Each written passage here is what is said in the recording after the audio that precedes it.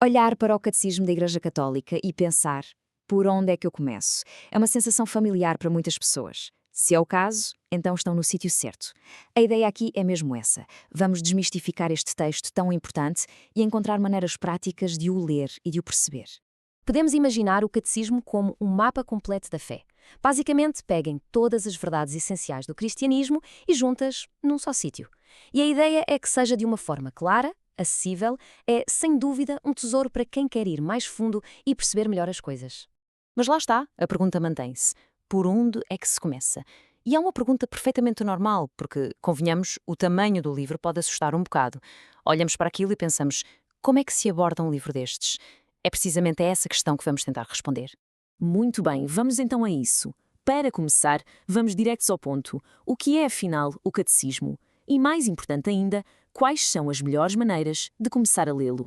Bem, o objetivo principal do catecismo é mesmo este: funcionar como uma espécie de ponte. Uma ponte entre as verdades da fé, que são antigas, e a nossa linguagem, o nosso mundo de hoje. Ele não foi pensado para ser um livro de museu, pelo contrário.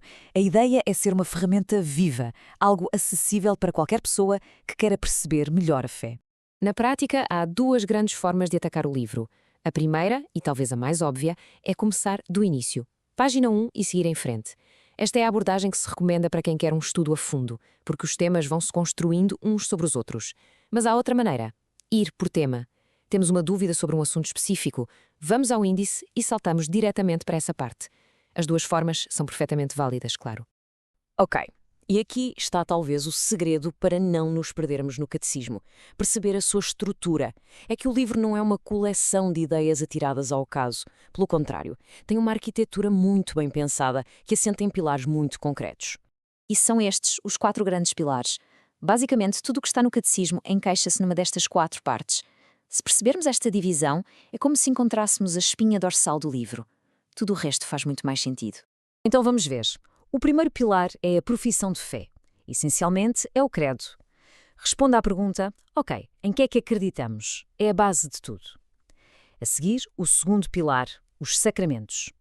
Se a primeira parte nos diz o que acreditamos, esta explica como celebramos essa fé. É a parte da celebração. Depois, o terceiro pilar, a vida de fé. Aqui entramos na moral. A pergunta aqui é: se acreditamos nisto, como é que devemos viver? É passar da crença à prática. E por último, o quarto pilar, a oração cristã. Esta parte foca-se na nossa relação com Deus, no diálogo. Percebe-se a lógica? Crença, celebração, ação e relação. Uma coisa leva naturalmente à outra, formando um todo muito coerente.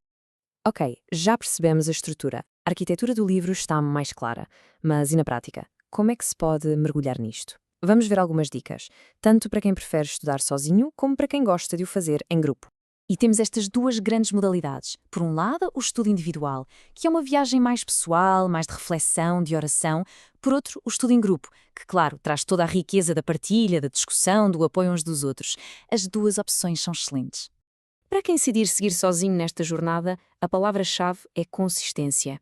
Ajuda muito a criar uma rotina, ter um horário fixo e uma dica prática: ter sempre um caderno ao lado para apontar ideias, dúvidas.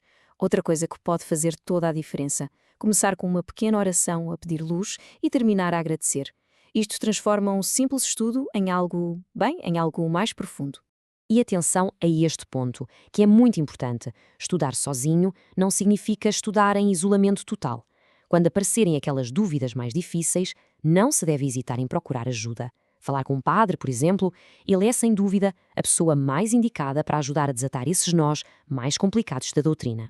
Agora, se a opção for o estudo em grupo, a organização é mesmo o segredo. Primeiro, é fundamental que o grupo tenha um interesse em comum. Depois, é preciso combinar um sítio e uma hora e cumprir. E uma regra de ouro: cada um deve ler a matéria antes do encontro. Isto é crucial para que o tempo juntos seja para discutir e aprofundar e não só para ler o texto pela primeira vez. E agora, uma dica extra para quem quiser levar o estudo em grupo a outro nível: convidar especialistas. Imaginem que estão a estudar a parte sobre moral. Por que não convidar alguém que perceba de bioética para uma sessão? Trazer alguém de fora pode ser uma mais-valia incrível para todos. Bem, já vimos a estrutura, vimos dicas práticas, mas podemos perguntar-nos: ok, e qual é o objetivo final disto tudo? Por que é que este esforço vale a pena?